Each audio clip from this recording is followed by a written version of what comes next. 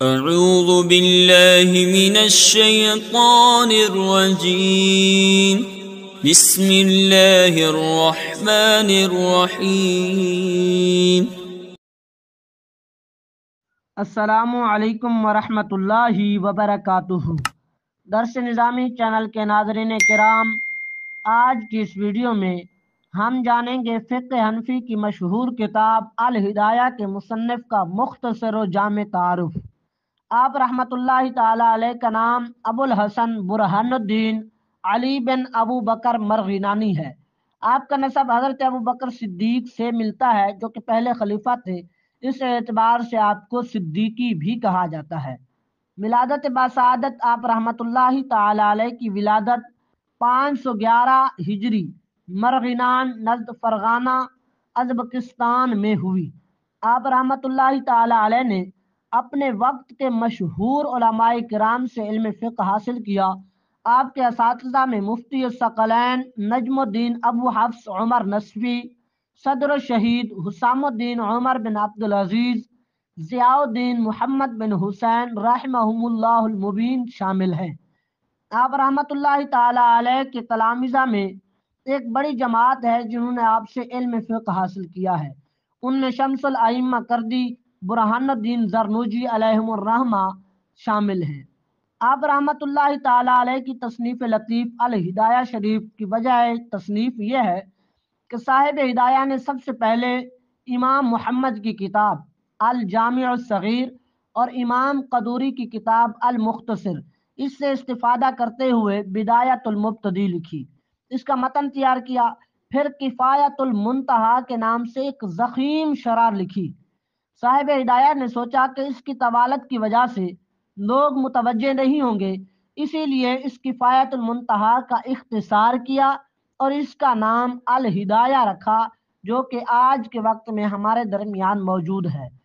فقہ حنفی کے اندر آپ کا مقام و مرتبہ، فقہ حنفی میں فقہا کے جو مراتب ہیں ان میں صاحب ہدایہ علامہ مرغینانی مجتہد فی المذہب ہیں، امام رافعی، شہاب الدین مرجانی اور مولانا عبد الحی لکھنوی نے اس بات کو تسلیم کیا ہے۔ آپ رحمۃ اللہ تعالی علیہ کی تصانیف کتاب المجموع النوازل، کتاب فی الفرائض، بدایۃ المبتدی، کفایۃ المنتہا، کتاب التجنیس والمزید، مناسک الحج اور کتاب نشر المذہب وغیرہ اہم تصانیف ہیں۔ آپ رحمۃ اللہ تعالی علیہ کی وفات آپ رحمۃ اللہ تعالی علیہ نے 14 ذی الحجہ 593 سن ہجری میں سمرقند کے شہر کے اندر آپ کی وفات ہوئی۔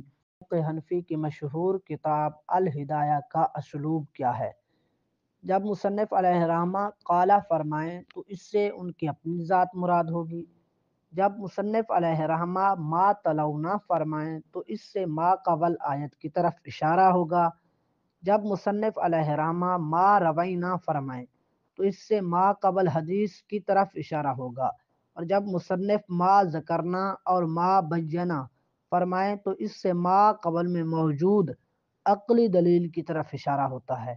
جب مصنف لما بینا فرمائیں تو اس سے کتاب و سنت و عقل کی طرف اشارہ ہوتا ہے، اور جب مصنف مشائخونا فرمائیں تو اس سے ما وراء النہر کے علماء کرام کی طرف اشارہ ہوتا ہے، اور جب مصنف کبھی کبھار نص کی علت کو دلیل بنا کر بیان کرنا، یہ ڈبل فائدے کے لیے ہوتا ہے۔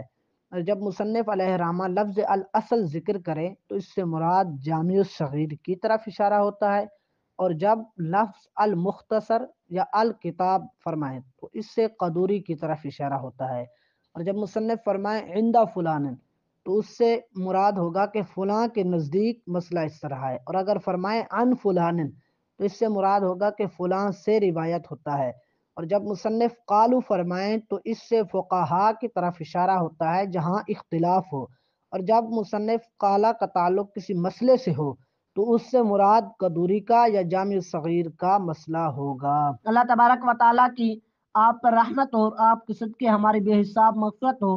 اللہ تبارک و تعالیٰ فقہ حنفی کے اس عظیم امام کے صدقے ہمیں علم فقہ کے اندر مزید ترقی عطا فرمائے اور اس کی سمجھ بوجھ عطا فرمائے۔